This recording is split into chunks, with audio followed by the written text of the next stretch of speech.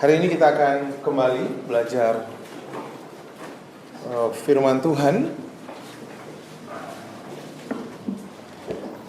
Mari kita dikasihi untuk mengasihi. Saudara, beberapa minggu ini kita belajar 3 minggu yang lalu kita belajar menerima kemurahan karena kebaikan Tuhan, bukan karena kebaikan saudara. Kita menerima semua yang baik dari Tuhan bukan karena saudara baik, bukan karena saudara melakukan sesuatu sama Tuhan, lalu Tuhan melakukan sesuatu sama saudara. Itu bukan sifatnya Tuhan. Tuhan melakukan kebaikan sama kita justru pada waktu kita masih berdosa. Itu yang saya kasih tahu definisi tentang kasih. Nah, Bapak Ibu, kita akan lihat nanti surat Yohanes 4 ayat 16 katakan Tuhan itu adalah kasih. Ayo. Tuhan itu adalah kasih. Jadi nggak benar tuh kalau masuk ke regensi perumahan regensi ya 99 nama Tuhan. Itu bukan Tuhan yang kita kenal. Oke? Itu bukan yang Tuhan yang kita kenal karena Tuhan itu adalah kasih. That's it. Kalau kasih kerjaannya ngasih. Benar? Jadi senang gak kira-kira saya kalau saya dekat sama Tuhan? Kenapa? Banyak orang Kristen ada sedikit masalah di kantor, gak mau datang ke gereja. Masalah di rumah, gak mau datang ke gereja. Dikit-dikit dia gak mau datang sama Tuhan. Kalau dia tahu Tuhan itu adalah kasih, coba bayangkan kita mengenal satu orang yang kerjaannya ngasih. Saya tadi ceritakan di ibadah pertama, saya kenal satu orang yang kerjaannya ngasih, Bapak Ibu. Waktu saya masih kecil, saya pengen sekali ketemu dia. Setiap kali kita ketemu dengan dia kerjaannya ngasih. Ketemu dengan dia, dia selalu ngasih. Kalau kita belum minta, dia bunyiin koin di kantongnya. Saya panggilnya kakek apa gitu ya. Dia bunyiin koin di kantongnya. Oh iya, bagi dong duitnya. Jadi saya selalu pengen ketemu dengan dia. Karena apa? Nah, karena dia selalu. Kenapa banyak anak-anak Tuhan, kenapa banyak anak-anak muda gak mau ketemu Tuhan? Kenapa banyak kita gak mau ketemu Tuhan? Karena selalu dibilang Tuhan itu setiap kali dia bertemu dengan kita, dia melihat dan menyelidiki hati kita, apakah kita penuh dengan dosa atau tidak. Kayak Sinterklas. Jadi kalau kita penuh dengan dosa, Sinterklas gak kasih hadiah. Bapak Ibu, surga aja diberikan Tuhan pada saat kita masih berdosa. Surga aja dikasih. Masa yang lain, firman Tuhan katakan, masa yang lain Tuhan gak kasih. Jadi kalau saya tahu Tuhan itu kerjaannya ngasih, saya ngapain? Nah, saya selalu pengen dekat sama dia karena dia kerjanya ngasih. Yohanes 10 ayat 10. Boleh kita lihat sebentar sebelum kita masuk ke yang berikutnya. Saya mau describe ini, saya mau kasih gambaran ini supaya kita tuh jadi pengen ketemu Tuhan. Setiap saat pengen ketemu Tuhan.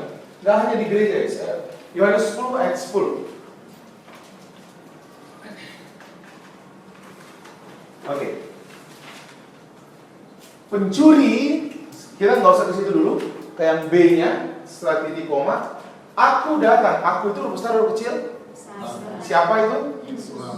Siapa? Yesus, benar. Aku datang supaya mereka. Siapa mereka? Saya.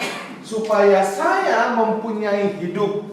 Dalam bahasa aslinya hidup itu artinya zao, itu artinya kesehatan, keselamatan, berkat, pemulihan. Oke? Jadi Kenapa orang nggak sehat? Kan gampang. Kenapa orang nggak diberkati? Kenapa orang nggak merasa damai sejahtera? Karena pada saat Tuhan datang ngasih, dia nggak mau menerima. Gampang ya? Tuhan datang, katanya, aku Yesus datang supaya kamu punya hidup. Apa tadi dalam bahasa Gerikanya hidup itu adalah zao. Zao itu artinya kesehatan, berkat, keselamatan, pemulihan, damai sejahtera. Supaya kamu memiliki yang tadi itu dan mempunyainya dalam segala kelimpahan. Jadi Tuhan nggak mau hanya memberkati Bapak Ibu. Tuhan mau Anda diberkati dan hidup di dalam kelimpahan. Dia nggak mau Anda cuma sehat. Anda bukan seperti ukuran orang dunia ini. Makin lama makin tua, semakin tua bungkuk, sakit, mati. Enggak, saudara. Firman Tuhan katakan semakin lama semakin muda, semakin kuat. Benar nggak? Itu yang Tuhan mau. Karena di dalam firman Tuhan dikatakan supaya kamu memilikinya di dalam kelimpahan. Ukuran Tuhan selalu kelimpahan. Amin. Nah, tapi banyak gereja, banyak kita ngajarin Tuhan itu ngambil. Kalau kamu salah, dihukum. Kalau kamu salah, Tuhan malah datang dengan hukuman kepada kamu. Nah, lihat saudara, Tuhan itu nggak ngambil karena kerjaannya ngasih. Tetapi ayat 10, lihat. Pencuri, siapa itu pencuri? Sepakat? Pencuri, iblis datang untuk ngambil. Kalau dia mencuri Bapak Ibu, berarti kita kan punya. Ayo kita main-main di ayat ini dulu nih. Main-main di ayat ini. Kalau iblis datang untuk mencuri, berarti kan dia mau mencuri apa tadi? Zao tadi, benar ya? Keselamatan yang sudah Tuhan berikan, kesehatan yang sudah Tuhan berikan. Dia mau curi itu, jadi yang ngambil siapa? Iblis. Ya, iblis. Dia mau datang untuk mencuri, membunuh, membinasakan. Jadi kita ngerti dasarnya Bapak Ibu, supaya Anda ngerti bahwa kalau saya datang sama Tuhan, saya itu dipenuhi. Benar gak? Saya itu diberkati, saya tambah sehat. Jadi kalau kita coba cek deh hidup kita. Saya kenal Tuhan dari kecil. Saya tahu Tuhan Yesus, saya bukan tambah diberkati, tambah malah kekurangan. Anda menyembah Allah yang tidak Anda kenal. Karena Tuhan yang saya kenal kerjaannya ngasih. Namanya aja kasih, kerjaannya ngasih. Kalau sudah kekurangan kasih orang, kalau sudah kurang, berarti sifatnya orang kurang ngapain? Ngambil, benar kan? Gampang sekali Bapak Ibu. Kalau orang penuh dengan kasih, lihat dari dalam hatinya keluar aliran kehidupan. Kembali lagi, zao. Yang keluar itu zao. Jadi kita gampang ya, dekat orang yang dari dalam hatinya itu keluar kehidupan. Orang yang penuh dengan kasih dari dalam mulutnya, dari mulutnya keluar itu berkat, pujian. Suka lihat orang nggak yang suka muji? Bagus banget sepatunya, pasti 1.300. Itu bukan muji. Oh bagus ya, bagus jam tangannya. Siapa yang kasih? Itu bukan muji. Suka ngeliat orang nggak muji? Dia suka, ih keren banget. Gimana rambutnya bagus banget, lipstiknya bagus banget. Suka ya? Tapi ada orang yang kalau ngeliat susah ngeliat orang senang. Kalau orang senang dia susah. Dia senang kalau ngeliat juga orang susah. Susah ngeliat orang senang, senang kalau ngeliat orang susah. Yang keluar dari mulutnya orang yang tidak penuh dengan kasih, yang keluar dari mulutnya gampang. Kalau yang penuh dengan kasih keluar dari mulutnya apa? Kehidupan. Berarti yang nggak penuh dengan kasih keluarnya apa? Kematian, komplain. Harusnya sih khotbahnya bagus, tapi sekali gitu kan? Yang enak sih tempat retretnya, tapi ininya sih begini, tapi 1 menit dia tahan-tahan saudara, dia coba puji-puji. 2 menit dia tahan-tahan. Yang ketiga dia hajar langsung. Enak sih makanannya, dia datang kan ke restoran. Enak sih makanannya, enak sih ini, tapi harusnya harganya setengah harga dong. Piringnya jangan ini dong, jangan kembang-kembang. Yang ininya 5 menit dia puji, setengah jam dia matikan. Sekalian orang yang begini nggak sadar. Komplain, menuntut. Orang yang begini kurang kasih. Karena sifatnya kalau orang kurang selalu ngambil, narik dari orang lain. Saya kalau kecapean, fisik saya capek, saya ketemu dengan orang ini saya cuma say halo. Ketemu di depan gitu, saya masuk, halo Ustaz, apa kabar sambil saya jalan. Sekarang tahu kenapa? Karena kalau dia komplain, dia akan menarik dari saya. Saya nggak mau. Saya tahu sekali diri saya. Kalau saya sudah kecapean Bapak Ibu, saya nggak mau chit-chat dengan orang yang seperti ini. Saya harus disiplin dengan diri saya. Kalau ada orang yang negatif, saya cuma bilang, halo, apa kabar? Dia mau ngomong lagi, sudah saya tinggalkan. Kok kejam banget pendeta? Iya, karena saya pun harus tahu batas saya. Saya nggak mau ngobrol dengan orang yang seperti ini lama-lama. Karena apa? Kalau orang yang seperti ini ngambil dari saya nggak mau. Ngerti ya Bapak Ibu? Itu sebabnya bergaul dengan orang negatif, kata firman Tuhan Mazmur 1, janganlah kamu berjalan, berdiri, duduk dengan mencemooh. Benar ya? Karena kamu akan mendengar nasihat mereka. Kalau orang dengar nasihat orang negatif, Bapak Ibu jadi apa? Negatif. Nah, kekurangan. Itu yang saya bilang. Saya tahu sekali diri saya. Saya ngerti sekali tentang saya. Itu sebabnya kalau saya sudah kecapean, fisik saya capek, saya habis melayani, saya konseling sama orang, saya batasin diri saya nggak mau konseling sehari 2 kali. Saya ya, kalau orang lain nggak ada masalah. Karena apa? Saya nggak mau dengerin sampah terus. Saya nggak mau. Twitter saya, BBM saya nggak akan invite orang sembarangan. Saya nggak mau masukkan sampah ke handphone saya. Saya mau saya itu penuh oleh kasih. Benar nggak Bapak Ibu? Karena saya nggak punya istri atau punya suami atau saudara dekat yang kerjanya komplain. Kita ngapain? Kekeringan. Karena apa? Dia nyedot dari kita terus. Nyedot terus. Itu sebabnya kata firman Tuhan, mari datang kepadaku yang berlelah lesu dan beban berat. And I'll make you, aku akan membuat engkau rest. Damai sejahtera. Karena apa? Dengerin orang. Pendeta itu memang harus orang yang paling dikasihani. Dengar yang ini negatif, dengar yang ini saudara, konseling yang ini pasti kekeringan. Benar gak?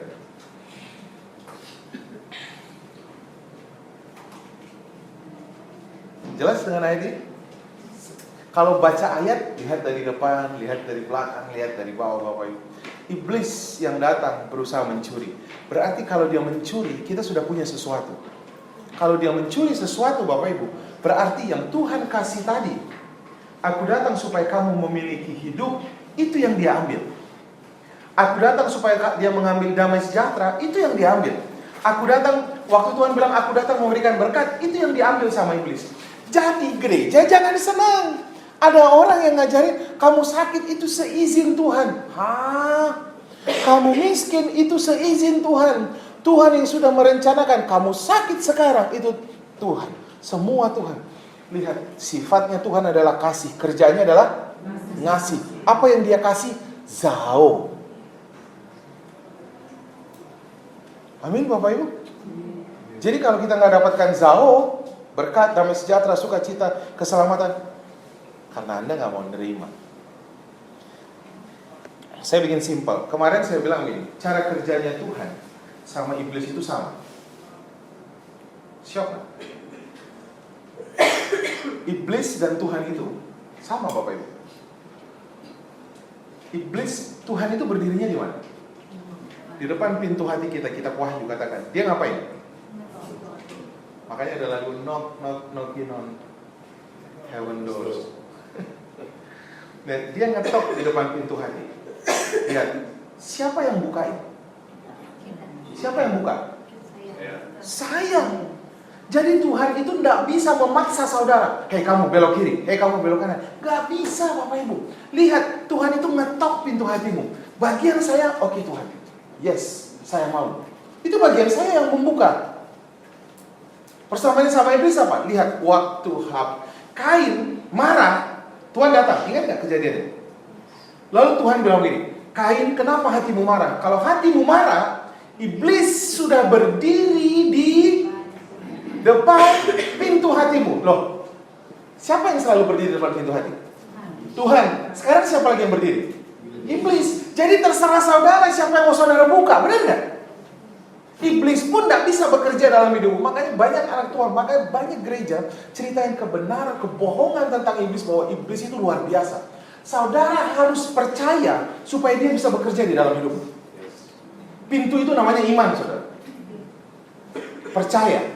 Jadi iblis itu tidak bisa masuk ke dalam engkau lalu dia bekerja di dalam keluargamu, di dalam bekerja. Nggak bisa. Kita harus bilang, ya silakan. Sama dengan Tuhan. Prosesnya pun sama. Hanya dengan percaya. Percaya. Pernah buat orang percaya nggak Bapak Ibu? Orang pindah bengkel dari bengkel A ke bengkel kita. Bagaimana cara membuat dia percaya? Saya bilang sama Bang Andre, jangan di bengkel itu lagi. Pindah dong ke bengkel saya. Percaya nggak Bapak Ibu? Nggak langsung percaya. Lalu saya ceritakan lagi, di bengkel saya, kalau dia cuma mengerjakan itu semua yang tadinya 3 jam, cuma 1 jam. Bang Andre nggak percaya.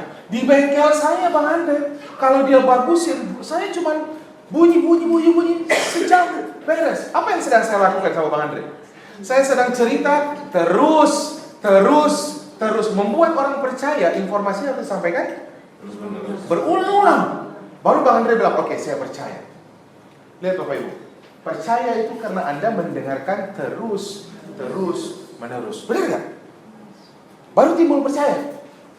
Apa yang Anda dengar selama ini tentang Tuhan? Tuhan yang menghukum. Benar nggak? Tuhan yang membuat Anda tidak layak. Akibatnya apa? Kita percaya. Makanya saudara, perhatikan apa yang kau dengar. Perhatikan apa yang kau lihat. Karena dari sanalah timbul iman. Imanmu itu pintunya. Kalau sudah percaya, firman Tuhan katakan, apapun menjadi possible. Segala sesuatu menjadi mungkin. Loh, saya nggak izinkan iblis. Saudara nggak izinkan, tapi saudara percaya. Karena apa? Gereja suka ceritain, iblis itu luar biasa. Itu sebabnya orang Kristen di depan pintu rumahnya salib. Masuk kamar mandi, salib. Belum di sini ada minyak. Di sana tempelin ini. Lihat saudara, yang kita dengar salah. Akibatnya kita melakukan hal yang salah. Benar? Selamatan, panggil pendeta. Gimana kalau pendeta yang pindah rumah? Siapa yang mau dia panggil? Benar gak? Maka pendeta pun manggil sesama pendeta untuk selamatin rumah pendeta. Kalau nggak diselamatin, nggak selamat rumahnya. Boleh kembali? Saya bukan bilang nggak boleh ada acara, tapi rumah saudara mau ada, rumahmu saudara masuk, berkat yang datang, benar nggak? Pada saat saudara masuk, saudara buka pintu masuk ke rumah saudara bilang, and then apa? Berkat, kebajikan, goodness and mercy, kebajikan dan kemurahan. Jadi kalau dulu gembala di Israel itu selalu bawa anjing dua. Jadi kemana gembala jalan, mereka selalu bilang kebajikan dan kemurahan. Makanya ditulis 2, kebajikan dan kemurahan. Gambar anjingnya akan selalu ngikutin. Jadi saya masuk ke rumah baru Bapak Ibu, nggak perlu selamatan, karena berkat dan kebajikan ngapain? Ikut, benar nggak? Mari kita bahas kembali tentang kasih. Saya lanjutkan.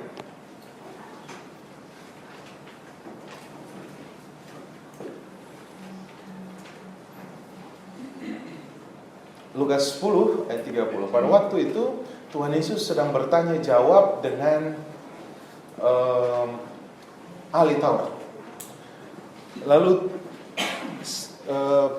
terjadi percakapan siapakah yang akan masuk ke dalam kerajaan surga. Lalu Tuhan bilang orang yang mengasihi. Mengasihi siapa? Mengasihi saudaranya. Siapakah saudaraku, kata orang Farisi. Lalu muncul ayat ini. Nah lihat saudara, saya sedang berkhotbah tentang kasih. Oke? Kasih itu bukan produk dunia. Saya sudah belajar, benar? Kasih itu produknya Tuhan, Bapa. Saya sudah ceritakan kenapa manusia diciptakan. Masih ingat? Apa alasan manusia diciptakan? Minggu lalu? Untuk dikasihi. Coba lihat, coba pikirkan saudara. Kan Tuhan itu kasih. Kan dia sifatnya kasih adalah ngasih. Ada nggak orang yang pengen, hari ini saya pengen ngasih pergi ke mall, saya pengen ngasih. Ngasih siapa ya? Ngasih ke saya aja. Ada nggak yang begini saudara? Ada nggak yang tulalit begini? Pergi dia, saya pengen ngasih, Dia pergi ke mall, Bintaro, Exchange, lalu dia beli lagi baju. Ngasih siapa ya? Ngasih saya aja. Kemana-mana dia pengen ngasih, tapi pengen ngasih ke dirinya. Saudara, ini bukan kasih. Oke, lihat saudara, apa yang sedang terjadi di sini? Tuhan itu kasih, itu sebabnya dia ngasih. Karena nggak ada yang mau dia kasih, dia ciptakan manusia. Jadi untuk apa manusia diciptakan? Untuk dikasih. Bukan untuk dihukum. Ada orang yang bilang, kalau gitu kenapa Tuhan ciptakan neraka? Saudara baca di Alkitab, neraka itu untuk iblis. Tapi kan semua terserah saudara. Kalau saudara mau ikut iblis, ikut aja. Saudara tahu berakhirnya iblis di mana? Di neraka. Neraka yang diciptakan bukan untuk manusia. Neraka diciptakan untuk iblis. Jadi saudara tahu, saya diciptakan untuk dikasih. Amin nggak saudara? Saya diciptakan untuk dikasih. Coba deh saudara berulang-ulang pada waktu tidur saudara bilang, aku ini diciptakan untuk dikasihi. Kalau saudara sakit, saudara bilang, kok saya bisa sakit? Gak mungkin. Lihat saudara jadi gak percaya saudara sakit. Gak mungkin, saya ini orang diberkati. Gak mungkin lah. Rekeningmu bilang gak ada duit. Gak mungkin lah. Tuhanku akan memenuhi segala kebutuhanku menurut kekayaan dan kemuliaan. Jadi nyaman gak tidur? Nyaman. Lihat, kita bahas tentang kasih saudara. Jawab Yesus adalah seorang, sama-sama kita baca, yang turun dari Yerusalem itu adalah tempat orang Israel beribadah. Waktu saya dari Yerusalem, saudara, Jericho itu di bawahnya. Jalannya itu berbukit-bukit. Dan di situ tempat orang penyamun, perampok bersembunyi. Jadi pada waktu itu jalan mungkin yang di Cempaka Putih itu kapak merah. Suka ada kapak merah di situ saudara. Di perempatan Gudang Garam. Ya di situ ya. Di Bintaro ada nggak ya tempat yang begitu? Nggak ada ya. Di sini damai semua saudara. Adalah seorang yang turun dari Yerusalem. Jadi Jericho itu di bawah. Dari Yerusalem ke Jericho, ia jatuh ke tangan penyamun dan yang bukan saja merampoknya habis-habisan, tetapi yang juga memukulnya. Sesudah itu ia pergi meninggalkannya setengah mati. Jadi orang Israel kalau mau pergi beribadah, semuanya pergi kemana? Yerusalem. Jadi orang ini baru pulang. Baru pulang dari Ruko Sentramente.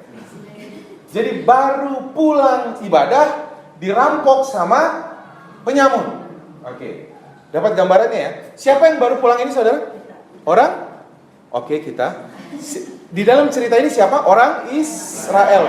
Karena hanya orang Israel lah yang pergi beribadah di Yerusalem. Mari kita lanjutkan. Ayat 31, silakan diklik. Kebetulan ada seorang imam. Imamnya baru pulang turun melalui jalan itu. Berarti dari Yerusalem ke Jericho kan turun. Imamnya pulang dari Yerusalem ke Jericho. Yerusalem tadi tempat apa? Ibadah. Jadi imamnya baru pulang melayani. Imam melayani saudara. Ya kan? Lagi pulang dia. Lalu tetapi ia melihat orang itu tergeletak di sana setengah mati. Lalu ia melewatinya dari seberang jalan. Jadi dia lihat tergeletak di sini, dia pergi ke seberang sambil berbahasa roh mungkin. Kurang bakasi kau orang. Ya kan? Imam lewatin karena imam memang nggak boleh bersentuhan dengan mayat karena semua orang yang bersentuhan dengan mayat akan menjadi najis selama beberapa hari. Jadi imamnya mungkin berpikir gini, kalau saya sentuh saya jadi najis. kalau saya najis, saya nggak boleh melayani. Ini jalan pikirannya saudara. Kalau dia najis, dia nggak boleh melayani. Kalau dia nggak boleh melayani, dia nggak dapat persepuluhan. Oke?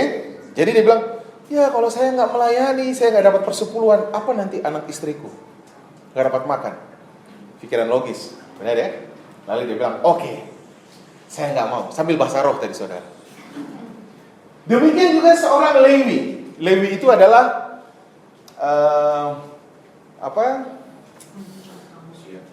biasa, rakyat biasa yang melayani di rumah Tuhan, bukan imam, bukan keturunan Harun. Imam itu hanya boleh keturunan Harun. Ketika ia melihat orang itu, ia melewatinya. Lewi biasa yang nyanyi, kemudian menjaga pintu gerbang sambil dia menyanyi, sebab Tuhan baik, sebab Tuhan baik. Dia lewatin orang itu saudara, pura-pura nggak ngeliat. Sambil dia nyanyi, oh Tuhan kau baik banget. Benar nggak saudara? Atau semua orang harus tahu siapa Yesus. Benar ya? Kemarin di acara pernikahan nyanyinya begitu saudara. Semua orang harus tahu siapa Yesus, tapi sambil dilingkir saudara. Kayak sama dekat nih orang. Benar ya? Siapa banget nih saudara? Kita banget ya. Kemarin saya lagi makan sama istri saya, turun dari khotbah. Kita lagi makan, pesan makanan, lalu pas lagi makan sama istri saya, ada anak-anak yang jualan, kan di restoran selalu ada kan anak-anak. Lalu pas saya lagi makan, saya lagi membedah ayat ini saudara. Yang saya renungkan tentang ayat ini, tiba-tiba begini, kamu tahu gak siapa imam itu katanya? Siapa Tuhan sambil saya makan? Ya kamu katanya. Kamu makan enak-enak. Kamu lihat gak orang yang gak makan itu katanya? Iya, gua banget gitu. Lalu saya bilang, tolong dong semua yang di luar tanya mereka, saya mau bayarin mereka. Kita suka dengar cerita begini, tapi kita gak tahu itu siapa ya. Oh itu Daniel saudara. Saya sambil buka-buka ikan, makan cumi saudara, saya lihat anak-anak itu, saya ngobrol sama istri saya, kasihan ya mereka. Tuhan nih, dong. Saya lagi nyiapin khotbah ini, saudara. Saya lagi merenungkan ini. Apa yang sedang ngomong? Terus bajunya ini, Yesus inside, Jesus inside.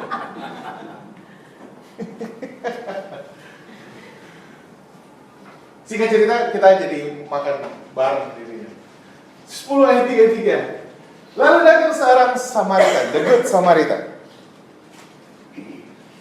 yang sedang dalam perjalanan ke tempat itu. Saya sangat suka cita sekali punya istri kayak istri saya saudara.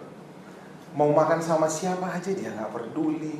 Mau makan sama anak-anak ini, ayo mau duduk di mana? Ayo semuanya terserah katanya. Pokoknya sambil dia makan saudara, saya pengen gitu karena saya orangnya jijian saudara.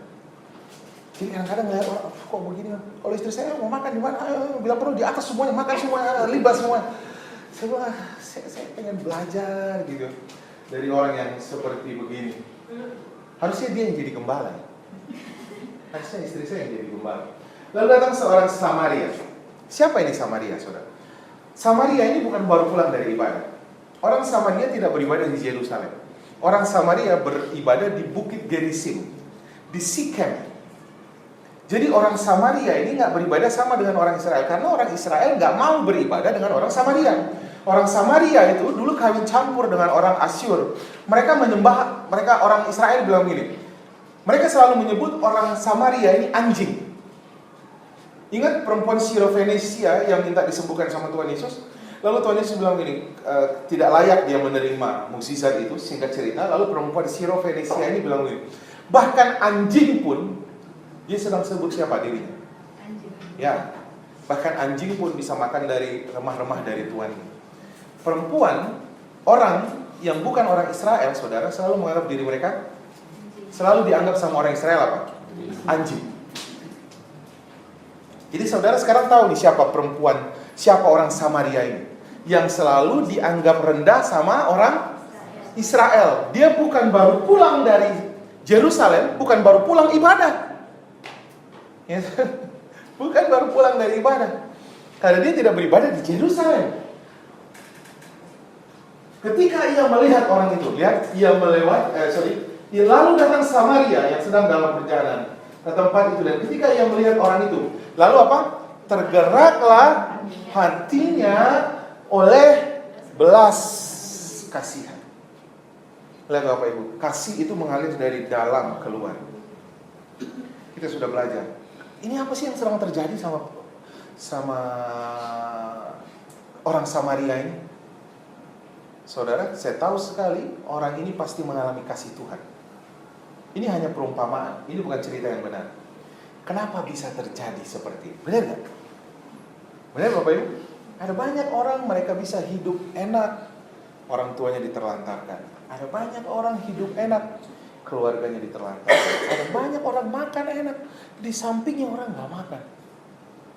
Ada banyak orang yang seperti ini. Lalu kita bilang kita Kristen. Kasih itu nggak bisa dipaksakan Bapak Ibu. Kasih itu selalu keluar dari dalam. Karena apa? Karena saya penuh oleh kasih. Benar? Karena saya penuh oleh kasih. Kita pelan-pelan dulu. Definisi kasih. Kasih itu bukan produk dari dunia. Dunia ini nggak ngajarkan kasih.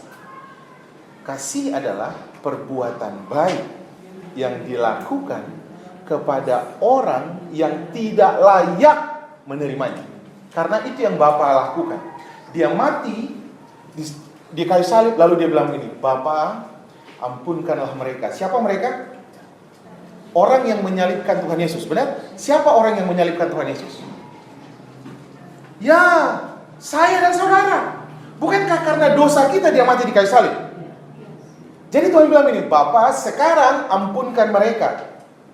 Jadi siapa yang Tuhan bilang ini, ampunkan mereka? Siapa saudara? Orang yang menyalibkan dia. Itu kasih. Perbuatan baik yang dilakukan kepada orang yang nggak layak untuk menerimanya. Siapa orang yang tidak layak? Kalau perbuatan baik kepada orang yang baik sama saudara, apa namanya? Balas budi. Itu produk dunia. Benar? Kemudian yang kedua, perbuatan baik kepada orang yang saudara harapkan satu kali akan menjadi baik sama saudara. Kitab Amsal ajarkan. Kata kitab Amsal begini, barang siapa yang memberikan pinjaman kepada orang lain, dia akan menjadi hamba orang itu. Jadi kamu pinjam aja orang, nih mau pinjam uang nggak? Pinjam. Otomatis orang itu menjadi hamba kita, benar nggak? Jadi nggak enak sama kita kalau kita kasih pinjaman, benar nggak saudara? Jadi perbuatan baik yang diberikan kepada orang karena kita mengharapkan dia baik, namanya apa? Pamrih. Kita mengharapkan imbalan dari dia. Saya baik, saya traktir dia supaya nanti next project dia kasih ke saya. Benar saudara? Saya suka bercanda sama kakak saya, suami kakak saya. Semakin dia naik pangkat di tentara, pinjam dong ini, bagi ini ya, bagi ini ya. Saya bilang oke, nanti kalau sudah jenderal, ingat loh, 1 batalion rumahnya saya yang kerjain. Sambil bercandain saudara. Nanti sudah jadi jenderal, 1 batalion saya semua yang bangun ya. Jangan lupa, ini perbuatan baiknya pamrih, saya bilang. Wah, ini pendeta ngaco nih katanya. Suka begitu saudara. Saya suka bercandain keluarga saya. Kasih itu hanya layak diberikan kepada orang yang tidak layak. Orang yang ngomongin saya, yang nyakitin saya, kepada dia kasih diberikan. Kalau saudara bisa sampai ke situ, saudara berarti hidup di dalam kasih. Pernah menjabat tangan orang yang nyakitin saudara, lalu saudara bilang, aku memberkati kau. Wah, itu luar biasa. Kalau saudara masih berantem sama waitress yang salah bawa makanan saja, sama ini saja masih berantem saudara, sama tukang parkir, apa namanya itu, yang kasih tiket, saudara bilang, hah, masa sih saya sudah 3 jam di sini? Coba hitung dong. Hanya gara-gara duit 1.000 saudara berantem, saudara nggak kenal itu kasih. Kasih itu produk dari dalam keluar. Mari kita lihat pelan-pelan. Jangan sedih, kayaknya saya jauh banget. Itu sebabnya kita di sini, saudara, supaya kita bisa belajar. Lalu ia pergi kepadanya, membalut luka-lukanya. Lihat saudara, membalut luka-lukanya. Siapa ini? Orang Samaria ini Orang Samaria yang selalu dibilang apa? Anjing sama orang Israel. Kemana tadi? Imamnya kemana saudara sama Lewinya? Lagi hope. Lagi nangis saudara. Tuhan baik.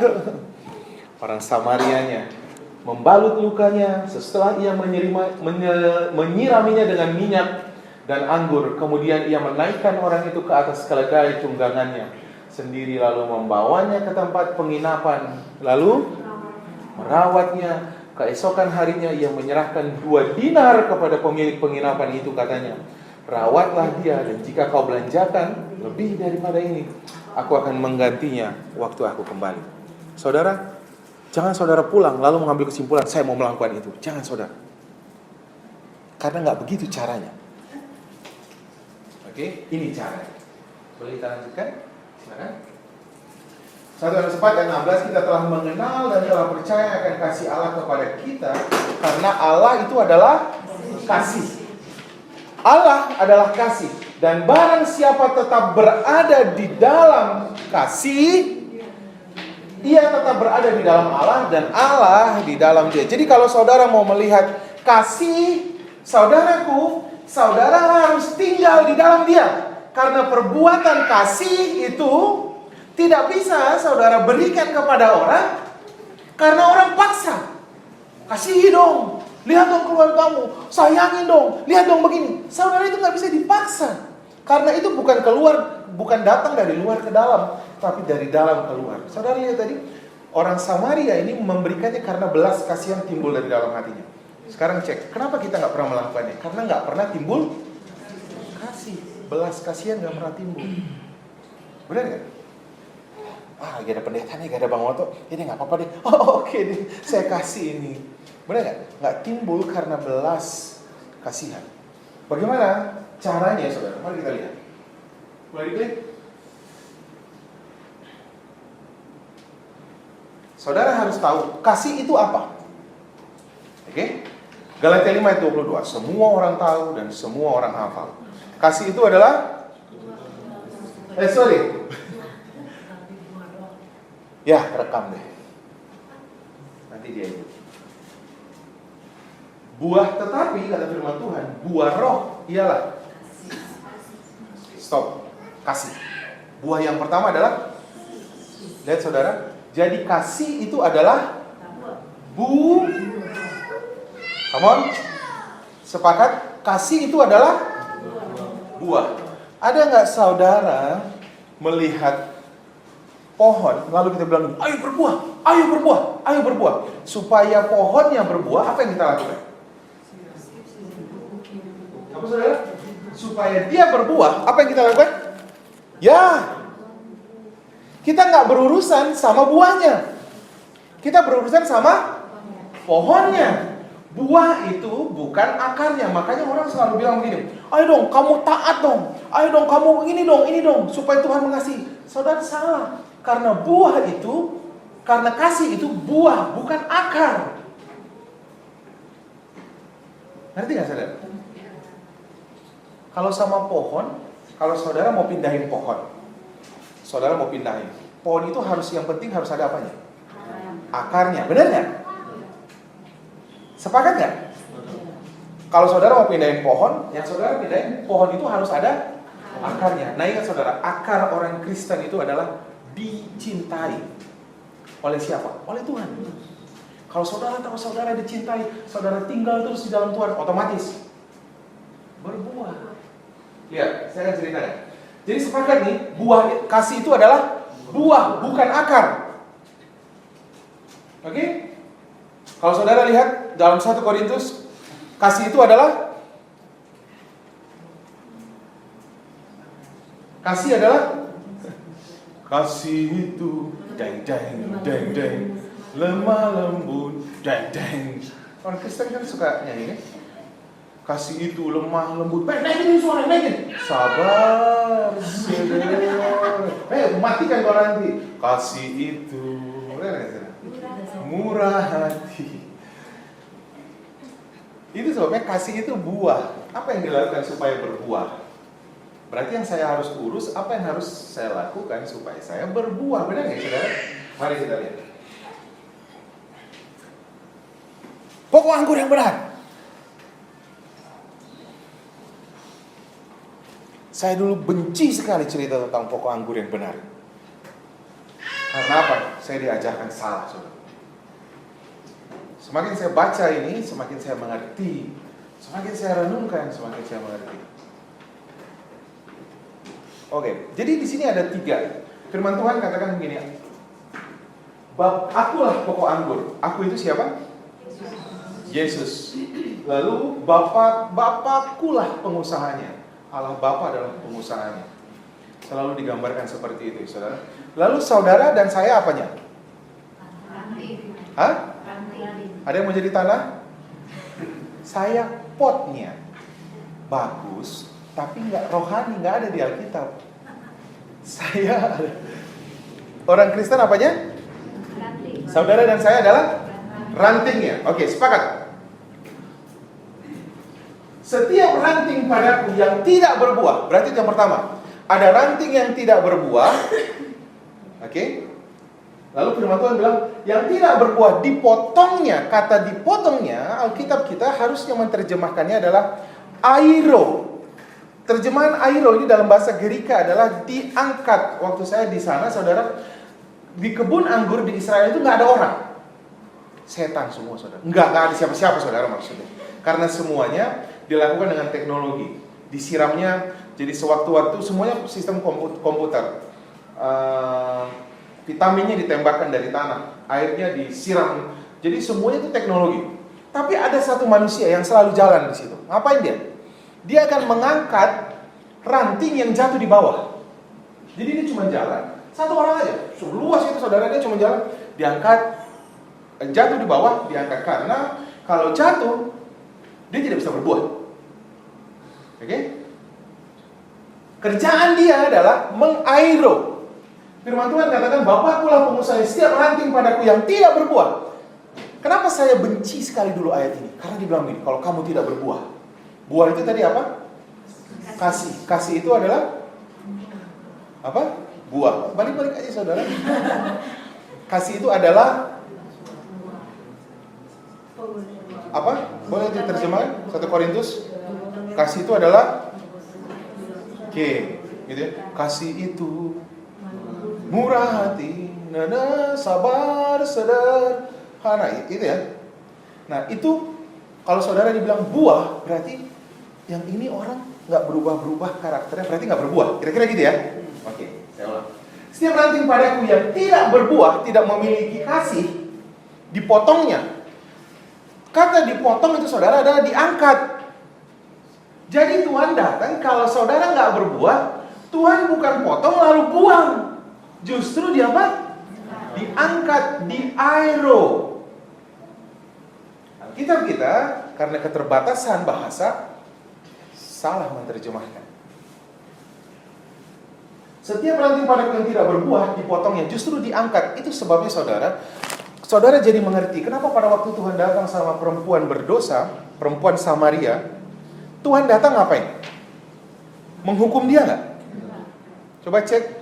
Tuhan datang bilang, "Hei, pelacur." Enggak. Tuhan datang ngapain, saudara? Mengangkat hidup perempuan ini. Benar nggak? Waktu dia datang sama Zakheus, saudara ingat Zakheus yang di atas pohon?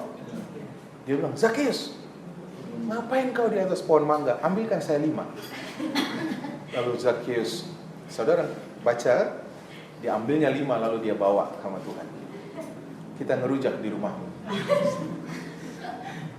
Lihat apa yang dilakukan Tuhan sama Zakheus. Zakheus ini pemungut cukai. Dia lebih rendah daripada seorang pelacur.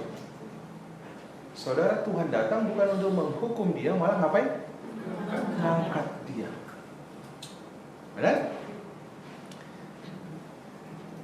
Yang tidak berbuah diaironya, bukan dipotong. Dan setiap ranting yang berbuah dibersihkannya. Katairo. Cara membersihkannya apa? Setiap ranting yang berbuah, katanya, berarti ada pertama, ranting yang nempel sama pokok anggur gak berbuah, benar? Yang kedua, ranting yang nempel sama pokok anggur berbuah banyak.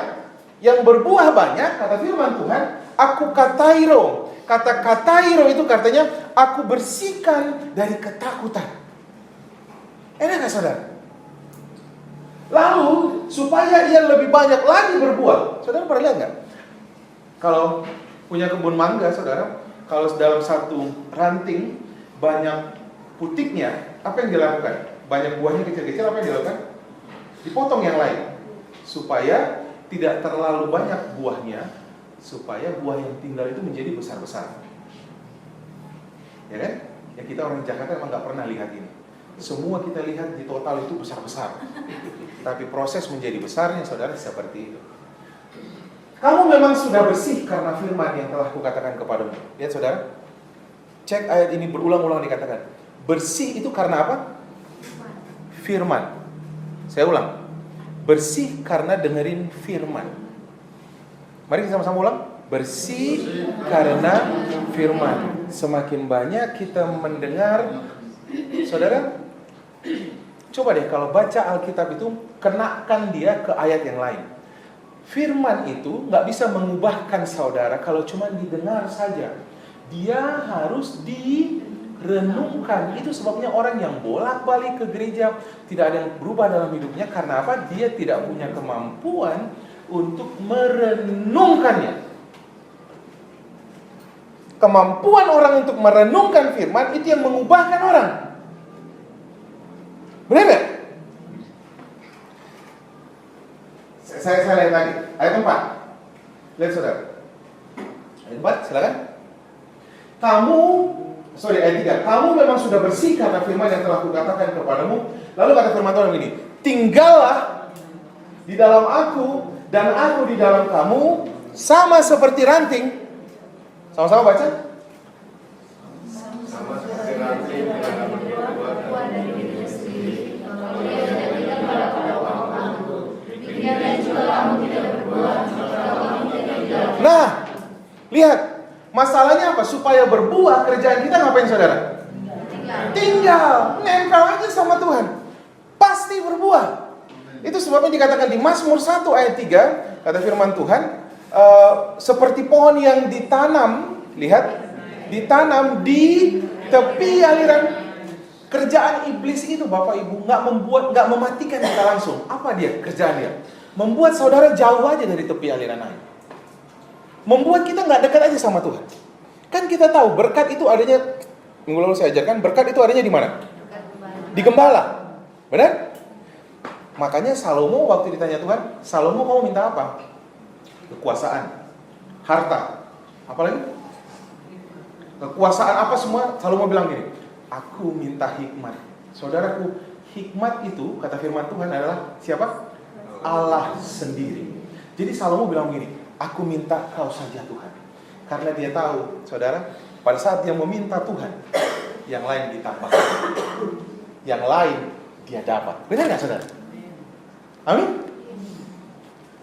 Jadi dia ngerti saudara, kalau dia minta Tuhan, semuanya dapat.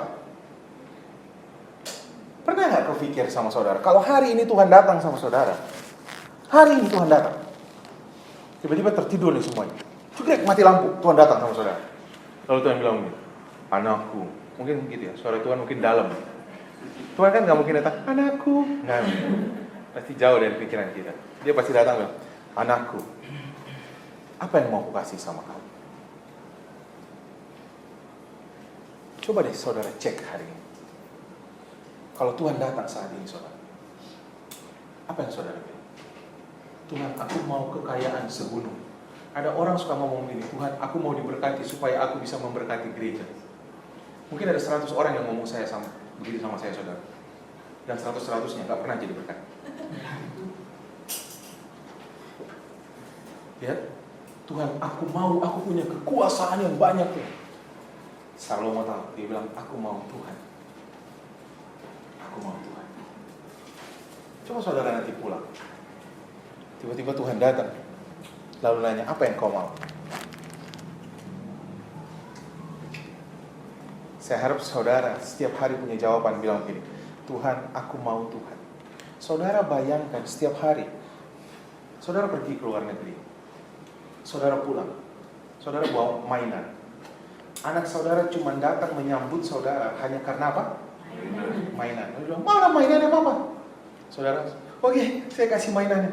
Lalu anak yang meninggalkan saudara nggak pernah nanya saudara, bagaimana kabar papa? Saudara, sakitnya itu di sini. Di sini banget. Sampai saudara nyanyiin terserah. Tapi Tuhan selalu datang begitu saudara. Tahu supaya apa? Perbuatan baiknya yang membawa saudara makin dekat sama dia. Tapi sering kali anak Tuhan datang cuma bilang, Tuhan yang ininya mana? Berkatnya mana? Bayangkan saudara, coba bayangkan anak saudara. Saudara pulang, lalu bawa mainan. Dia bilang, mana mainannya? Sudah dapat, saudara dicuekin. Kan yang itu yang sering kita lakukan sama Tuhan. Tapi Tuhan gak pernah sedih loh sama saudara. Kita mungkin begitu. Ada orang yang bilang, Tuhan sedih banget sama kamu. Tuhan gak sedih sama saudara. Dia akan terus lakukan. Karena apa? Perbuatan baik membawa saudara kepada tobat. Mari kita lihat lagi. Akulah pokok anggur dan kamulah rantingnya. Barang siapa tinggal di dalam aku dan aku di dalam dia, otomatis dia berbuah. Bagian saudara ngapain? Bukan berbuah. Bagian saudara ngapain? Tinggal di dalam Tuhan. Kalau cuma baca firman saudara, semuanya hilang. Tapi kalau saudara mulai merenungkannya, firman itu berkuasa. Barang siapa tinggal di dalam aku dan aku di dalam dia, ia berbuah banyak. Sebab di luar aku kamu tidak dapat berbuat apa-apa. Barang siapa tidak tinggal di dalam aku, berarti ada ranting yang ketiga. Ranting yang tidak tinggal di dalam Tuhan. Ranting yang gak nempel sama pokok anggur. Siapa pokok anggur? Yesus. Oke. Barang siapa tidak tinggal, ranting gak nempel sama pokok anggur, ia jadi yang dibuang kemudian dikumpulkan, dicampakkan ke dalam api neraka. Itu siapa saudara? Siapa yang dibuang? Ranting yang gak nempel. Jadi saudara jangan berpikir, oh saya bisa dibuang ke neraka. Nggak bisa. Yang nggak nempel sama pokok anggur. Siapa yang nggak nempel saudara? Orang yang nggak percaya sama Tuhan. Benar ya? Di luar Tuhan semuanya mati. Kalau saudara lihat tuh orang di luar tuh ketawa, itu zombie namanya saudara. Kita pikir mereka senang saudara, tapi jauh di dalam hatinya. Tahu nggak saudara? Orang dia mati aja nggak tahu kemana. Ngerti ya saudara? Kalau saudara hidup, coba bayangkan saudara dengan saudara dulu belum mengenal Tuhan. Apa yang saudara takutkan? Takut mati kan? Sekarang jadi pengen apa? Pengen mati kan? Saya bilang sama istri saya pengen ketemu Tuhan. Tapi saya gak mau meninggalkan kamu. Saya serius, kalau saya meninggal, istri saya, ada yang bilang gini, kalau saya meninggal nanti dia kawin lagi. Saudara ngerepotin amat sih. Saudara, kalau saya meninggal, saya gak mau meninggalkan istri saya dalam kesusahan. Benar ya saudara? Tapi saya kalau ketemu Tuhan, hari ini saya mati. Saudara, hari ini saya mati. Saya bertemu dengan Tuhan yang jalannya dari emas. Benar ya saudara? Saya ketemu dengan Petrus, saya mau nanya sama si Petrus, akhirnya siapa tuh yang tangkap itu ayam? Siapa yang tangkap itu ayam? Saya mau tanya Petrus. Ada banyak pertanyaan yang mau saya tanya sama mereka, dan saya mau nanya tentang Tuhan Yesus saudara. Kalau saudara mati detik ini, orang percaya kalau mati tidak pernah melihat maut saudara. Kan itu yang Tuhan bilang. Saudara, jadi ada anak Tuhan bilangnya, kalau kita tabrakan, kasihan banget ya bang, dia kebakar. Saudara, orang percaya gak pernah melihat maut. Beberapa saat sebelum mereka mati, mereka langsung terangkat. Sama seperti Elia. Elia itu gak pernah lihat maut saudara. Nanti saya akan khotbahkan ini. Jadi orang percaya itu gak pernah lihat maut. Kalau saudara bilang, tapi kok ada orang yang kecelakaan begini? Dia tidak pernah melihat maut. Dia langsung diubahkan, tubuhnya dalam tubuh kemuliaan. Dia langsung berpindah. Benar gak saudara? Kalau gitu saya pengen mati sekarang. Jangan. Kalau masih hidup berarti masih banyak kerjaan saudara. Benar? Benar? Amin. Tuhan kalau bisa Tuhan sekarang. Karena besok bayar cicilan rumah. Sekarang Tuhan, sekarang.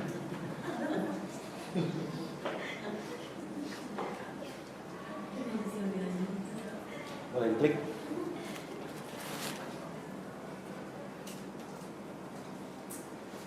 Silakan dilanjutkan aja. 1 Yohanes 4 ayat 8. Ya saudara, barang siapa tidak bisa mengasihi, firman Tuhan bilang karena ia tidak mengenal aku. Sekarang saya agak buka sedikit ayat ini. Kalau saudara baca begini saudara nggak mengerti. Lihat saudara, barang siapa tidak mengasihi, ia tidak mengenal Allah, sebab Allah adalah kasih. Kata mengasihi itu adalah agapao, agape. Kata agape itu saudara dalam bahasa Gerikanya, kata kerja ini namanya present active participle, bukan bahasa Inggris. Present active participle itu artinya perbuatan yang dilakukan terus menerus. Oke? Jadi begini, kalau kamu tidak berbuah terus menerus, kata firman Tuhan, oke? Ya, agapao itu adalah ada PAP. Dan saudara, PAP itu dalam tanda kurung artinya presence active participle dalam bahasa Latin, bukan bahasa Inggris. Artinya adalah perbuatan menyatakan kasih yang dilakukan terus menerus. Besok ada yang nyakitin, dia kasih. Besok ada yang nyakitin, dia kasih. Besok ada yang menyakitin lagi, dia kasih. Karena apa orang bisa mengasihi terus menerus? Karena firman Tuhan bilang, saya balikan katanya, karena ia mengenal Allah.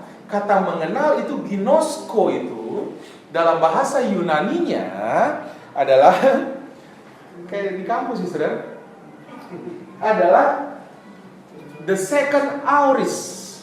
Second aorist itu adalah perbuatan yang tidak ada hubungannya dengan waktu. Karena apa? Dia tinggal di dalamnya. Oke? Karena saya tinggal di ruangan ini, saya terus dingin, dapat AC. Pada saat saya nggak mau tinggal di dalam ini, saudara, saya turun ke bawah, otomatis saya kepanasan. Kenapa saya tidak berbuah? Karena saya nggak mau tinggal di dalam Tuhan. Saya menjadi ranting yang nggak mau tertanam. Otomatis tidak berbuah.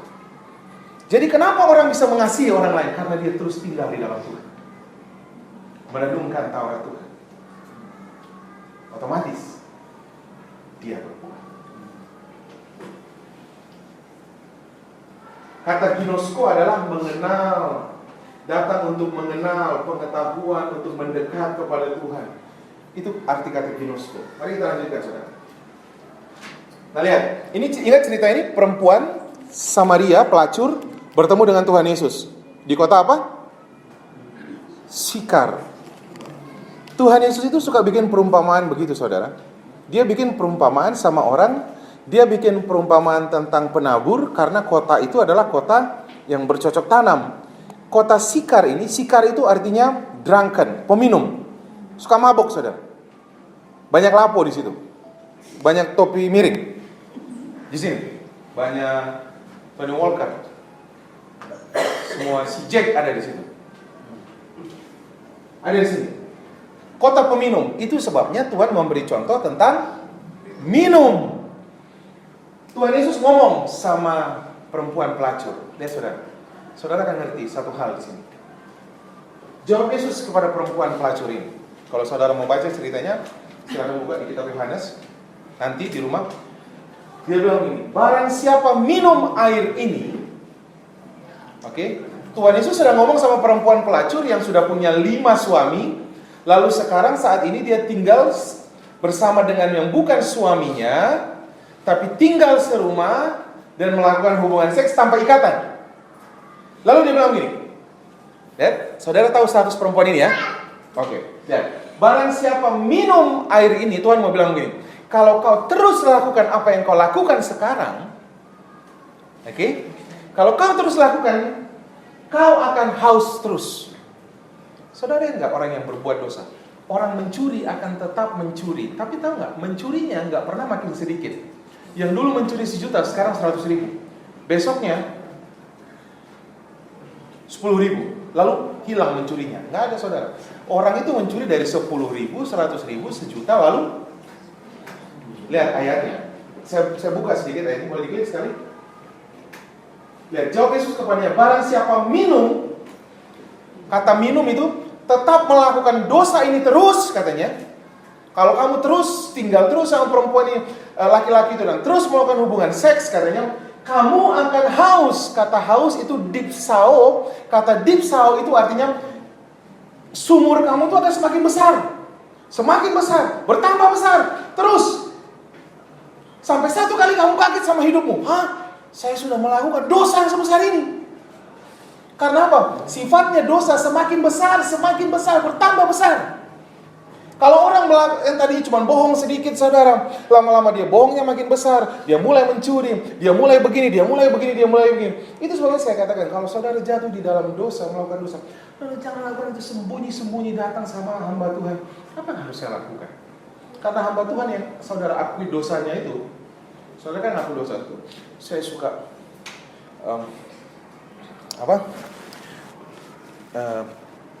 masturbasi, atau saya suka lihat film porno walaupun sudah punya istri.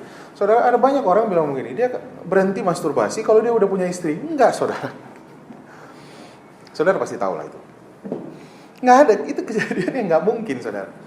Nah terus bagaimana? Akuin. Gimana dong Pak Pendeta? Pak Pendetanya juga nggak bakal, hah? Kenapa? Karena Pak Pendetanya juga selesai dari dosa yang sama juga. Ngerti nggak, saudara? Jadi jangan takut mengakui dosa, saudara. Kenapa orang takut ngakuin dosa yang sama pendeta? Dia pikir pendeta itu malaikat yang nggak ada dosa. No, saudara. Kita ngakuin sama dia karena dia sudah pernah lewatin itu. Benar? Dibilang firman Tuhan, kamu akan dipsau. Kalau kamu dipsau, kamu akan semakin besar. Dosa yang kau lakukan itu semakin besar. Waktunya tinggal 1 jam lagi, saudara. Lihat, kemarin saya parkir di mall, saya lupa di mall mana. Mobil saya parkir dengan mobil yang sama tipenya. Oke, Mercy saya parkir sama, enggak ya? Itu lambang Daihatsu ya, maaf. Mobil saya parkir, mobil saya udah 2 tahun. Lalu parkir di samping saya mobil yang sama warnanya putih, tapi baru dibeli bulan 10 kemarin. Persis parkir di samping mobil saya. Saudara, selama ini saya pikir mobil saya cukup putih. Saudara tahu ya mobil saya putih ya? Waktu parkir di samping mobil dia, saya lihat, astaga, mobil saya abu-abu ternyata. Ngerti gak, saudara? Saya baru mengerti ternyata dulu mobil saya itu seputih ini. Sekarang sudah semerah kirmisi, saudara. Tahu gak, saudara, bahwa mobil saya itu, kenapa saya merasa dia tetap putih?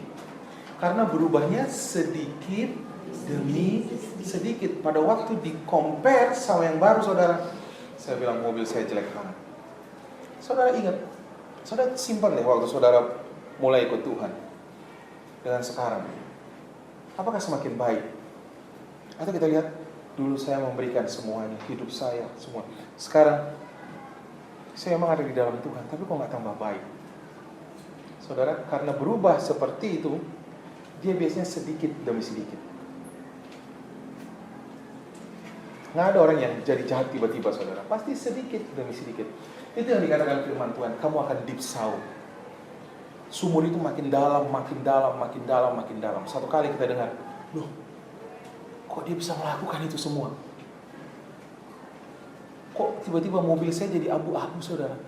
Akhirnya saya bilang sama istri saya, barulah kita bertobat. Kenapa kita nggak sering bawa mobil kita ke salon mobil? Akibatnya mobil kita jadi abu-abu. Tetapi barang siapa minum, ayat 14, muncul lagi Aoris 2. Barang siapa minum, arti minum itu nggak minum cuma sekali, saudara. Barang siapa minum dan melakukannya terus, firman Tuhan katakan, maka dia tidak akan pernah haus lagi untuk selama-lamanya. Lihat, akibatnya wanita pelacur ini, saudara, ini obrolan ini terjadi 4-6 jam. Jadi ini bukan omongan. Orang kalau ke gereja kan paling lama dengar khotbah berapa lama? 1 jam. Nguapnya berapa kali, saudara? Segala macam jenis nguap dilakukan ya. Pura-pura nutup mulut. Bener gak? Ada. Tuhan Yesus ngomong sama Zakheus itu 6 jam. Tuhan Yesus suka ngobrol, saudara. Makanya kalau dia hidup sekarang, dia pasti jago rap. Saya serius, saudara.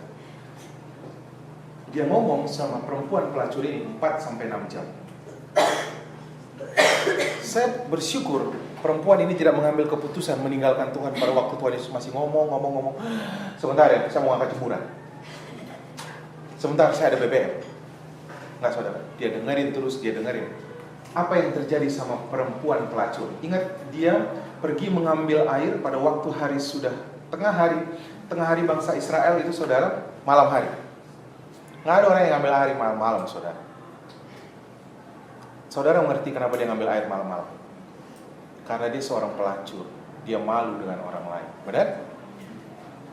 Sebaliknya air yang kuberikan kepadamu, silakan, balik klik. Dan banyak orang Samaria dari kota itu telah menjadi percaya. Orang Samaria percaya kepada Tuhan Yesus karena apa, saudara? Karena perkataan perempuan. Siapa perempuan itu? Pelacur. Lihat, orang percaya Tuhan Yesus karena perempuan pelacur. Lihat, pada saat dia penuh oleh kasih, saudara, mulutnya itu sudah ngomong aja tentang kasih. Gak usah dipaksakan. Yang tadinya orang yang menghina dia, benar ya? Kan dia pelacur, dihina, dicaci maki. Sekarang dia bisa mengasihi mereka. Dan apa yang luar biasanya? Dia bisa ceritakan tentang Yesus. Jadi bukan karena dipaksa, ayo kamu penginjilan, ayo kamu begini. Enggak, saudara. Itu keluar, belas kasihan itu keluar dari dalam hati. Nah lihat, ketika orang Samaria itu, yang bersaksi, ia mengatakan kepadaku, kata perempuan pelacur itu, segala yang telah kuperbuat. Ada banyak orang diceritakan dosanya, saudara, malah marah sama pendeta. Harusnya saudara senang, karena mau dipulihkan, benar nggak, saudara? Lalu ayat 40, ketika orang Samaria itu sampai kepada Yesus, mereka meminta kepadanya supaya ia tinggal pada mereka, dan ia pun tinggal di situ berapa lama? Lihat, saudara, nggak banyak orang yang bisa memaksa Tuhan Yesus tinggal di kotanya, menginap. Pernah sekali pada waktu Tuhan Yesus sudah mati, lalu Tuhan Yesus stay di kota itu, di Emmaus Road. Masih ingat? Siapa, saudara sekarang pakai logikanya, siapa yang memaksa Tuhan Yesus tinggal di kota itu 2 malam? Perempuan pelacur. Lihat, saudara, perempuan itu mau dengar terus tentang Tuhan. Tuhan, dia gini, Tuhan ngomong, saya mau dengar terus deh. Benar gak, saudara? Gak pakai nguap tuh, gak pakai ambil BBM. Tunggu mama, ini pendeta lama banget. Tolong dipanasin ikan yang tadi. Ini udah keburu dingin. Bukan ngomong ke rumah, saudara, ke bawah. Karena mie ayam tadi udah dipesan. Tolong dihangatkan lagi. Lihat, saudara, mereka dengarkan Tuhan Yesus berapa lama? 2 malam. Pada saat mereka tinggal di dalam Tuhan, otomatis berbuah. Lalu dikatakan, dan lebih banyak orang lagi yang menjadi percaya karena perkataan siapa? Yesus. Lihat, saudara, penginjil pertama di Alkitab siapa? Perempuan pelacur. Ya, bukan Simon Petrus. Perempuan pelacur. Yang tadinya pergi ngambil air takut dihina orang, takut dicemooh orang, saudara. Sekarang dia penuh belas kasihan sama orang yang mencemooh dia. Karena dia mungkin bilang, saya diselamatkan, saya mau kamu juga diselamatkan. Amin, saudara? Amin? Kebayang nggak muka orang yang nyakitin saudara? Pinjam uang nggak dipulangin, minjem barang, pinjam mobil nggak pernah diisi bensinnya, pinjam motor nggak pernah diisi bensinnya. Saudara, itu adalah orang yang tepat untuk saudara kasih. Amin.